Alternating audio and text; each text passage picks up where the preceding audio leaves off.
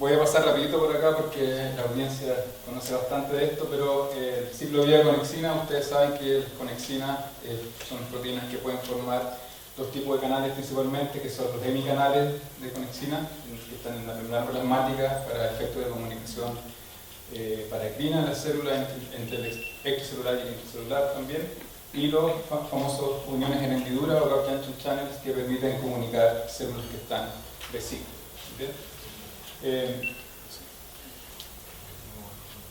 Las conexinas en humanos, ¿cierto? Tenemos 21 isoformas conocidas que existen, y principalmente lo que nos interesa saber, dado lo que versaba mi título, es qué tipo de conexinas están expresadas, por ejemplo, en el oído, y en el oído tenemos principalmente expresada la conexina 26, ¿okay?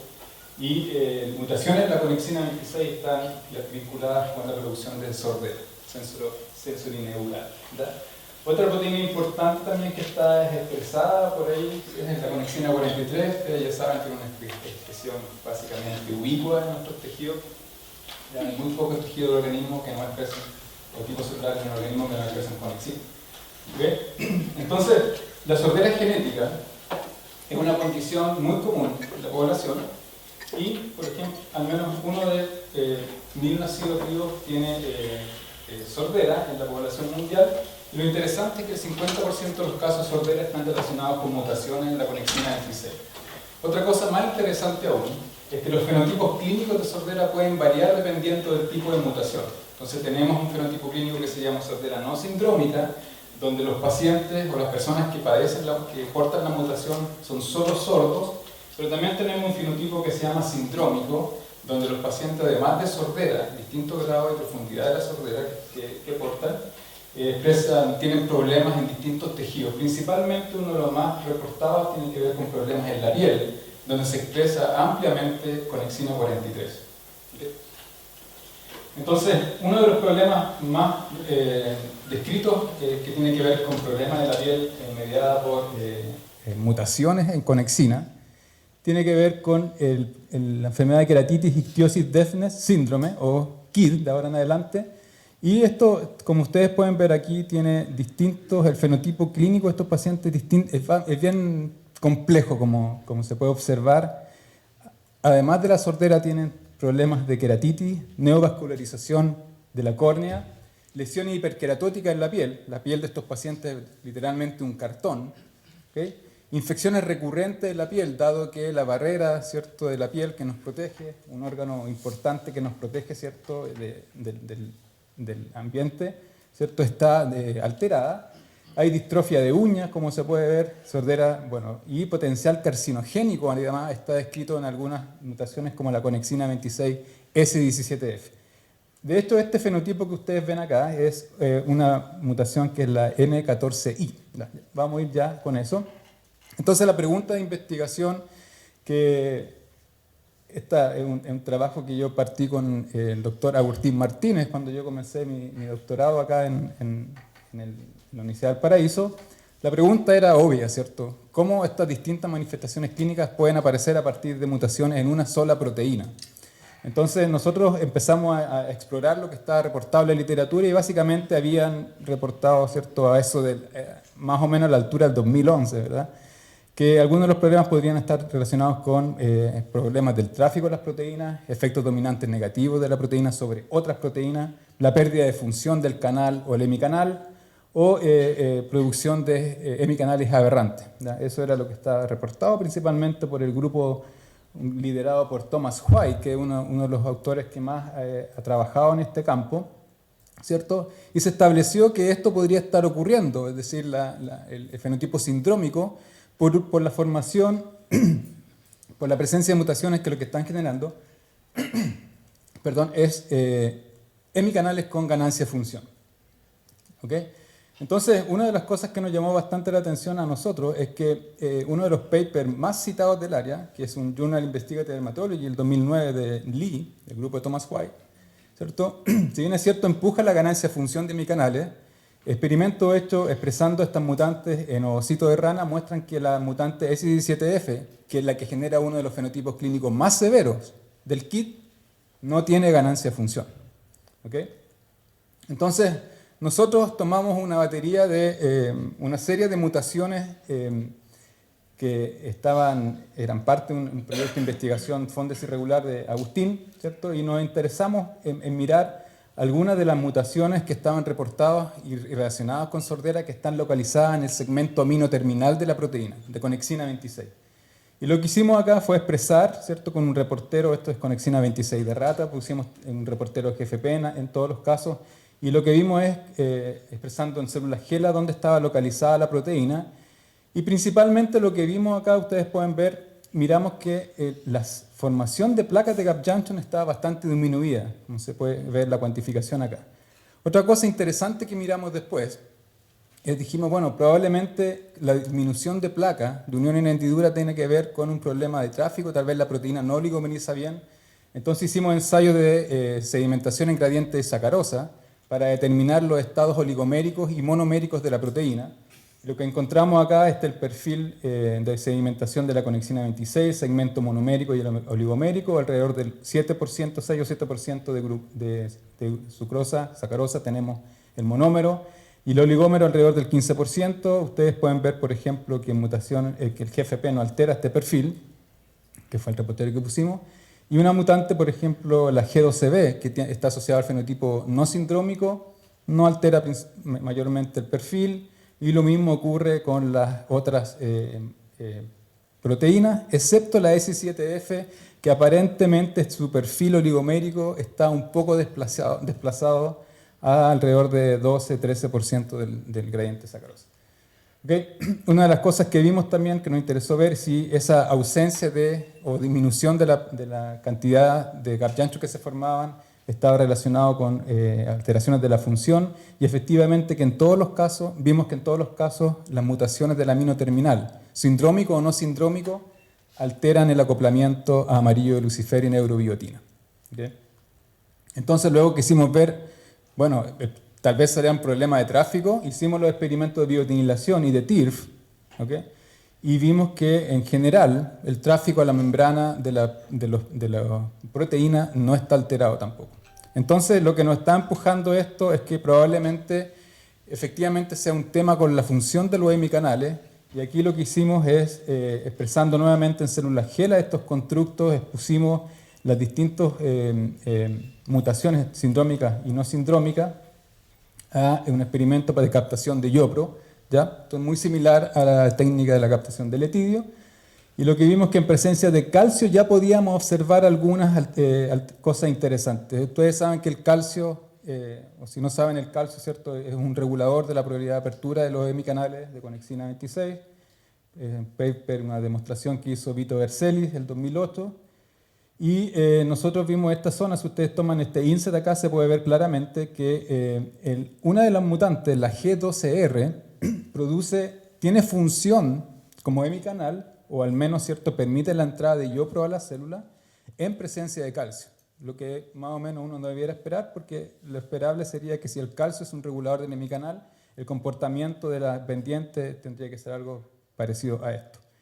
Luego vimos, ¿cierto?, que si nosotros sacamos el calcio, en general, tanto los sindrómicos como los no sindrómicos tienen un aumento de función. En el caso del no sindrómico G12B, relativamente modesto, pero está ahí.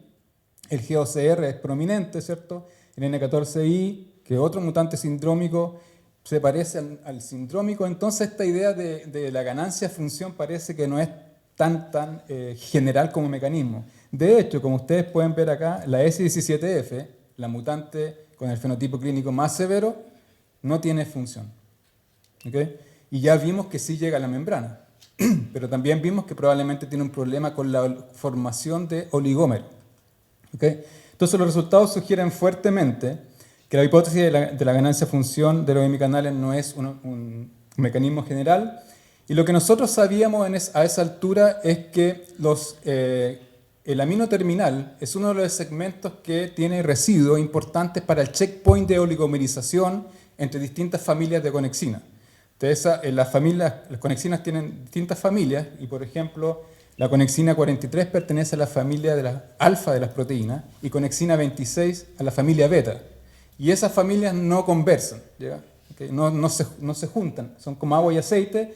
Y en este paper de Johanna Gemmel, del grupo de Eric Beyer, ustedes pueden ver, ¿cierto?, que ellos coexpresaron estas dos proteínas en un sistema, ¿cierto? Y aquí se puede ver una placa que está aumentada en tamaño, y claramente ustedes pueden ver que por un lado conexina 43 está y por el otro lado conexina 26, sin embargo no están mezcladas. ¿Okay? Pueden estar en una placa, pueden formar placas en conjunto, pero no están formando canales que podríamos, ¿cierto?, decir que son heteroméricos. Y acá están los perfiles de sedimentación, como les mostré antes, de gradiente sacarosa, y no se ve interacción. Y lo que nosotros fuimos a explorar si es que las mutantes podían inducir, ¿cierto?, interacción con la conexina 43. Siempre pensando por qué el fenotipo clínico tan diverso. Esa era nuestra pregunta, ¿cierto?, que movía nuestra investigación. Y ustedes pueden ver acá, reproduciendo un poco lo que encontró Johanna Gemmel, ¿cierto?, en el paper que les mostré anteriormente, que conexina 43 y conexina 26 coexpresadas pueden formar placas. Aquí nosotros hicimos una reconstrucción de esta placa que está acá, y ustedes pueden ver aquí, no traje los videos, pero aquí se puede ver claramente cómo hay spot de conexina 43 y sobre el GFP que está expresado ahí, indicando, ¿cierto?, que no hay interacción, reproduciendo lo anteriormente reportado. En el caso de la variante no sindrómica G12B se observa algo bastante similar, pero para todos los casos de proteínas sindrómicas, mutantes sindrómicas de sordera, vimos que hay interacción. Y una de las más potentes vimos, ¿cierto?, hicimos los análisis de correlación de colocalización de Pearson, era con S17F. Entonces luego fuimos a mirar, ¿cierto?, los perfiles de sedimentación en gradiente sacarosa en células que coexpresaban las proteínas, y el dato más interesante acá es que ahora S17F recupera su perfil de oligomerización una vez que es coexpresado con conexina 43. Esto, ¿cierto?, induce a pensar que conexina 43 la lleva de la mano para poder probablemente tener un perfil de sedimentación y formación de canales heteroméricos en este caso. Vimos también, obviamente, qué pasa con la función del gap junction channel, ¿ya? Y en todos los casos de los mutantes sindrómicos tenían un efecto transdominante negativo sobre la función de conexina 43, que está ampliamente conocido, que permite el acoplamiento entre células vecinas, ¿ya? Tanto aquí amarillo Lucifer como neurobiotina, dos DICE que tienen distinto peso molecular y carga. ¿Ok? Entonces, otra cosa que miramos también, cómo estaba la actividad de los hemicanales formados por conexina 43 y estas variantes sindrómicas, y ustedes pueden ver claramente que incluso en presencia de calcio, con cationes divalentes, estas hemicanales tienen ya actividad basal importante. ¿Okay? Al quitar el calcio, los niveles de captación pueden ver claramente que se disparan bastante, lo que habla de un canal que está en condiciones basales, digamos, 1.8 milimolar de calcio, está abierto. ¿Okay? Entonces, hace rato salió la pregunta, oye, pero podría ser que tienes más o menos canales en la membrana. Y bueno, hicimos los ensayos y vimos que no hay un aumento de tráfico que esté propiciado por esta interacción. Es decir, que los problemas están más relacionados, ¿cierto?, a una interacción, a una alteración de la función del canal, ¿cierto?, como tal. Hicimos experimentos para demostrar que la expresión de los hemicanales heteroméricos formados por mutantes sindrómicos y conexina 43 promueven aumento de la concentración intracelular de calcio y liberación de ATP. Estos experimentos lo hicimos con FURA2, ¿cierto? Y vimos que basalmente ya la S17F, por ejemplo, y la GOCR tienen un calcio intracelular bastante elevado. Entonces, hicimos aquí la cuantificación de la concentración intracelular de calcio y ustedes pueden ver que bordea los 500 y en el caso de la S17F, la más severa, 600 nanomolar de calcio. ¿Okay? Lo mismo vimos con el ATP. El ATP puede salir a través de hemicanales de conexina y se ve claramente que hay una mayor liberación de ATP en las células cuando hacemos los ensayos, liberación extracelular, que está mediada, ¿cierto?, por estos hemicanales con actividad aberrante. ¿Okay? Una de las cosas que probamos también, hay otras mutantes de sordera que están localizadas en el vestíbulo externo del canal, ¿cierto?, en el segmento en la transición del transmembrane domain 1 y el loop extracelular, que son el A40G y el B37I, que previamente en el laboratorio habíamos ya publicado su efecto. Y lo que vimos es que la coexpresión de conexina 43 con estas proteínas no genera interacción del tipo que ya habíamos, que estamos describiendo hasta ahora, de los variantes del amino terminal. Entonces, para B37I y A40G se ve claramente que no están interaccionando, no tiene un efecto en términos de la captación. El hemicanal es un hemicanal que no tiene ganancia de función, y esto conversa bastante con lo que nosotros ya habíamos encontrado respecto de la A40G y B37I, que tenían una muy baja función, y tampoco produce, no tiene un efecto transdominante negativo sobre el gap junction channel. ¿Okay? Se puede ver que hay transferencia de colorante, del dye. Entonces nosotros eso nos llevó a proponer, ¿cierto? Por allá por el 2016, 2015, publicamos estos datos y nosotros propusimos justo un trabajo que hicimos también. Algunas de estas cosas también se hicieron en un modelo de ratón, ¿ya? Pero yo no quise traer eso acá porque por tiempo y demás, y tampoco tenía algunas imágenes tan buenas. Pero lo que nosotros propusimos en un review súper bonito, ¿cierto? Que le ha ido bastante bien, tiene hartas citas, es que este fenotipo sindrómico lo que está generando, o este canal aberrante, es un aumento de calcio, y este aumento de calcio pues, genera gradientes que lo que van a ver, lo que van a producir, y esto lo observamos en la piel de los ratoncitos, ¿cierto? Que portan esta mutación, es que hay un procesamiento aberrante de los lípidos en la piel de estos animales, ¿verdad? Eso altera la barrera, ¿cierto?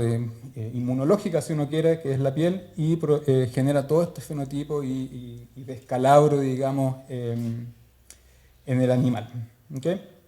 Entonces nosotros, como ya vimos hasta acá, toda la evidencia, todos los datos que tenemos muestra que claramente el problema está relacionado con alteración de la función de los canales. Y entonces quisimos ir a ver, esto ya fue al final de mi doctorado, los cambios en las propiedades intrínsecas de los hemicanales, y en el postdoc yo me enfoqué en hacer este trabajo. Y una de las cosas que nosotros sabíamos ya a priori es que la mayoría, ¿cierto?, de las mutaciones, tanto sindrómicas como no sindrómicas, estaban alojadas en el segmento amino terminal y en este segmento que es la transición entre el dominio transmembrana 1 y el loop extracelular 1. Hay otras, cerca de 100 mutaciones, que están distribuidas a lo largo de toda la proteína, ¿verdad? Pero estas sindrómicas están concentradas en estos segmentos, y estos segmentos tienen la particularidad de que están mirando hacia el poro del canal, algunos de ellos. De hecho, el amino terminal se ha propuesto, ¿cierto?, que es un segmento que se inserta en el canal actuando como una suerte de bola y cadena, ¿cierto?, como un regulador, un tapón del poro del canal. ¿Okay? Entonces, el amino terminal también es importante porque, si bien es cierto, se ha postulado muchas veces su rol como esta molécula del tapón, ha sido difícil verlo porque ha sido difícil resolverlo en las estructuras que han salido en 2009, la primera estructura, y hoy en día ya hay un montón de estructuras cristalográficas de conexinas, pero sigue siendo difícil ver estas zonas que tienen desorden intrínseco, ¿okay? Los segmentos intercelulares, los loops, el C-terminal y el amino terminal, pero está más o menos bien establecido que el amino terminal se mete dentro del poro y regula la vía de permeación. Y además el amino terminal está involucrado en un proceso que se llama el fast gating o VJ gating del canal, que es una regulación o es una transición del canal permitiendo que permite un paso de un canal que está full abierto a un canal que tiene menos, está menos permeable la vía de conducción, ¿cierto? Que es un estado de subconductancia. ¿Okay? Y esa subconductancia está dada por los movimientos del amino terminal en el canal, dentro del poro.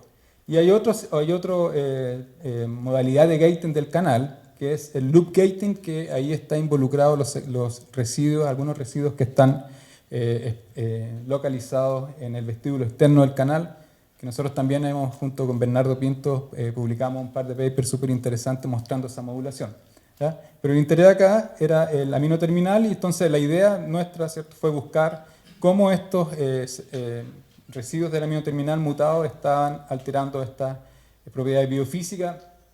Y aquí lo que hicimos entonces, nos movimos al modelo de ovocitos de Xenopus para hacer registros en distintos tipos de registros, patch, 2 electrodos, etc. Y aquí lo que ustedes pueden ver son corrientes macroscópicas del canal silvestre conexina 26. El pulso va de menos 60 a más 60 milivolt con un holding de menos 80. Y este protocolo está diseñado para ver la dependencia de voltaje del canal. Y también nos permite ver qué pasa, nos permite mirar la ventana donde se activan estos distintos modalidades de gating del canal. Y ustedes pueden ver acá, por ejemplo, un registro del canal silvestre y acá estos trazos en verde, que es con lo más interesante que les quiero mostrar aquí, y este trazo que está acá, son a 30, 40, 50 y 60 milivolts, que es un voltaje en el cual está descrito que la compuerta de del fast gating se activa. Es decir, el canal pasa de un full open de conductancia total a una subconductancia, y esa es la subconductancia que estaría siendo mediada por el amino terminal.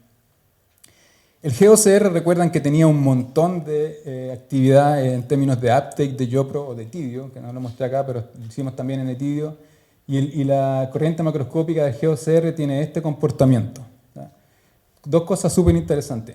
Primero, no hay activación de la compuerta rápida, y segundo, la constante de activación, la constante de tiempo de activación de la corriente es bastante más rápida.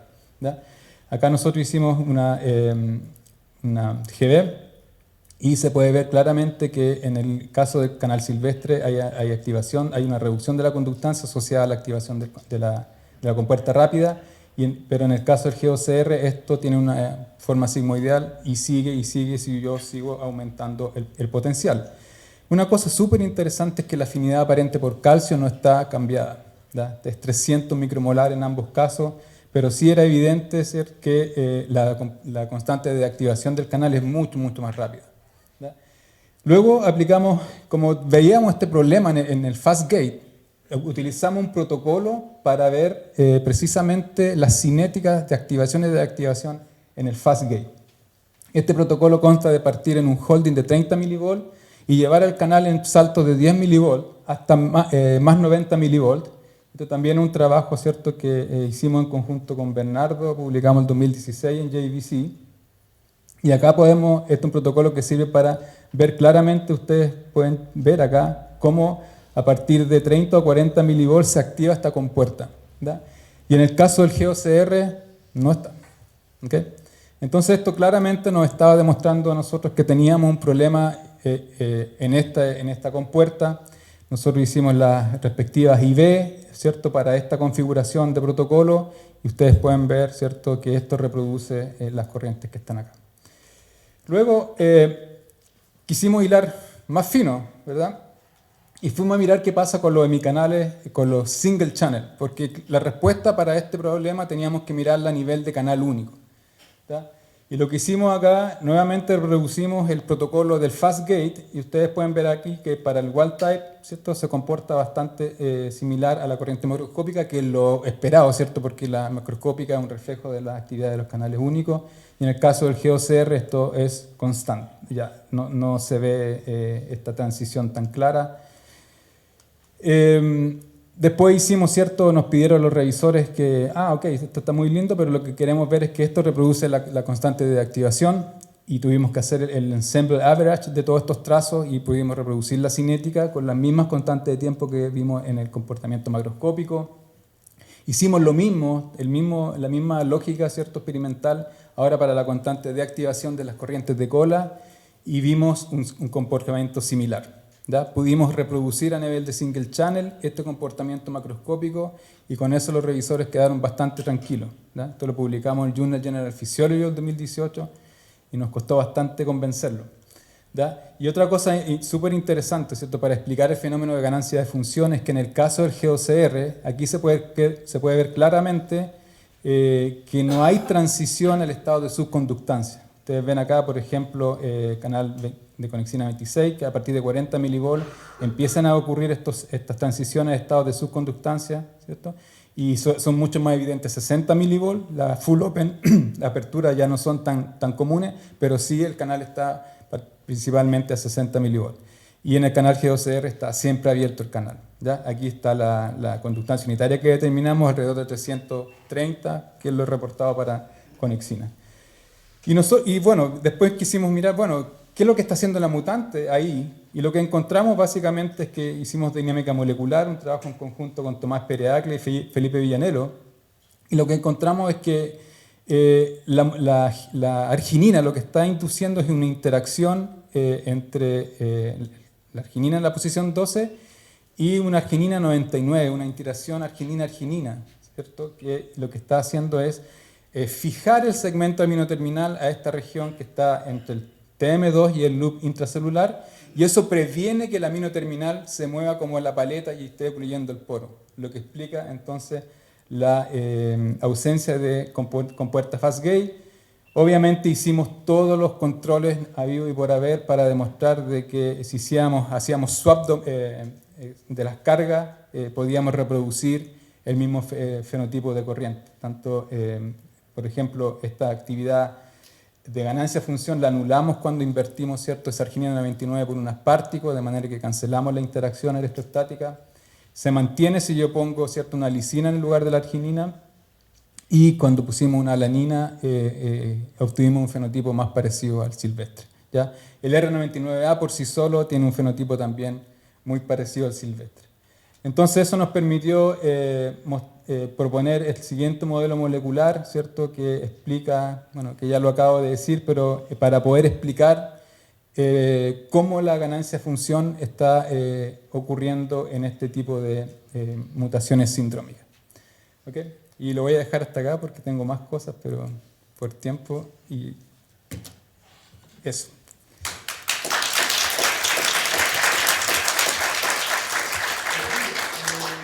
Jesús, solamente siempre hay que agradecer, ¿cierto? Este trabajo lo hicimos principalmente con Agustín y con dos soldados de la ciencia que son Jaime Meripillán y Oscar Jara, y en colaboración también con Jorge Contreras, William López, Ramón Latorre y Osvaldo Álvarez, que fueron súper importantes en mi postdoc, y obviamente Tomás y Felipe, que han sido personas que están vinculadas artes con el mundo de las conexinas. No sé si todavía están, pero hicimos un trabajo importante y a las fuentes de financiamiento en general. Eso, gracias.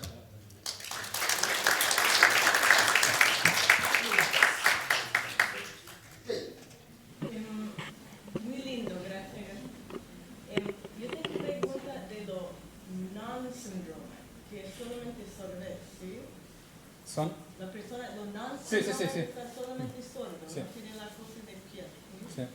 ¿Y eso está solamente con exina 26? Porque está diciendo el non-syndrome tiene la interacción de 26 y 43. Lo que encontramos nosotros es que los no sindrómicos, los que solamente son sordos, que pueden ser sordos de distintos grados, porque algunos chicos nacen escuchando, pero la exposición al ambiente los convierte en sordos. Hay un daño ahí de los tejidos de soporte en el órgano de Corti que están en la cóclea, que están participando aparentemente en hacer soporte de las hair cells, porque no son las hair cells las que expresan las conexinas, no hay conexinas en las hair cells, ¿ya? Están expresadas en las otras células de soporte, Dieter, Henschke cells y otras que están en el sistema de soporte y reciclaje aparentemente de potasio, que es relevante para la mantención del potencial endococlear. Es una pregunta de lo que, porque para la persona que tiene lo idiopathic sensory neuronal hearing loss, dicen que puede ser un problema de la circulación de sangre.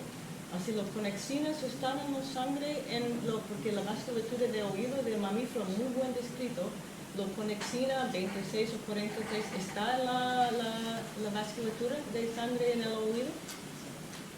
En la vasculatura,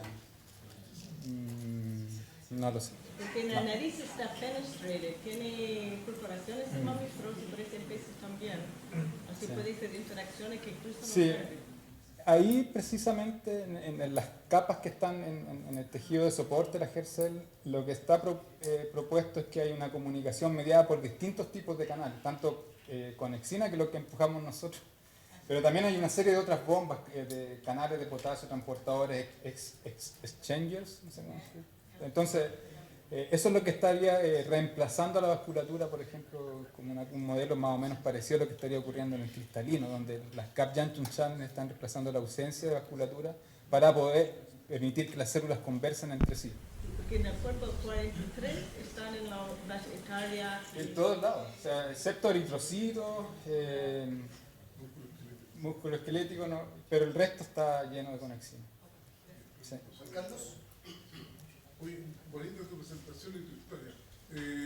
Yo tengo una pregunta que parece que no lo has hecho. Sí. Tú interpretas de que todos estos mutantes que tienen más ingreso de calcio y que aumenta la captación de colorante sería producido nada más que porque es sensible al calcio de afuera. Pero alternativamente se sabe que el aumento de calcio intracelular mediante quinasas aumenta la actividad de los hemicanales. Entonces yo no sé si hiciste alguna vez un estudio bloqueando, por ejemplo, la quinasa 2 en estos mutantes y ver si es que eso disminuía la respuesta alta de los hemicanales. Sí, esos experimentos están hechos. Tampoco los pusimos acá porque estamos trabajando con Agustes. Son bien añejos todos estos experimentos, pero ya lo hicimos. O sea, se bloquea la actividad hemicanal y se recupera el Gargantuan channel. No, yo te pregunté en la actividad del hemicanal. Sí, sí. La actividad del hemicanal disminuye si tú bloqueas la quinasa 2, por ejemplo, cuando tú se recupera, en los mutantes. disminuye. O sea, no es mediado porque perdió la sensibilidad al calcio de afuera, sino que es porque... No, de hecho la afinidad por calcio es la misma. No es un tema con el calcio, es un tema más estructural. Sí. Y esto no solamente lo vimos, yo no veo nada, también nosotros vimos esto con otro mutante, por ejemplo, el N14K, un trabajo que publicamos también en JGP el 2019. Y el N14K es vecino del S17F, también en el amino terminal, pero en este caso el reemplazo de esa asparigina por la lisina lo que genera es un efecto sobre una lisina vecina, que es la 15. Y eso también nosotros demostramos que lo que hace es romper una interacción entre la lisina 15 y un glutámico 111, que está también en la misma sección. Y tampoco lo mostré acá, pero nosotros tenemos un trabajo que hemos hecho con Felipe Vergara, no en sus tiempos laborales, Agustín, sino que en la noche porque dicen que no duerme. Y estamos haciendo alfa-fol y con alfa-fol encontramos también que para tratar de entender cómo ocurre esta ganancia funciona en los canales heteroméricos, porque la complejidad de eso hasta hace 3 años era poder construir un canal heteromérico para poder modelarlo, porque tendríamos que hacerlo solamente por homología, pero ahora ya tenemos el cristal de la conexina 43 en distintas conformaciones. Nosotros no alcancé a mostrarlo acá, pero tenemos datos súper interesantes con AlphaFold que muestran que utilizando AlphaFold podemos recapitular las 3 configuraciones de la proteína conexina 43, pero en este caso más 17F, que es un dímero, y que explica muy bien nuestros datos experimentales para la próxima.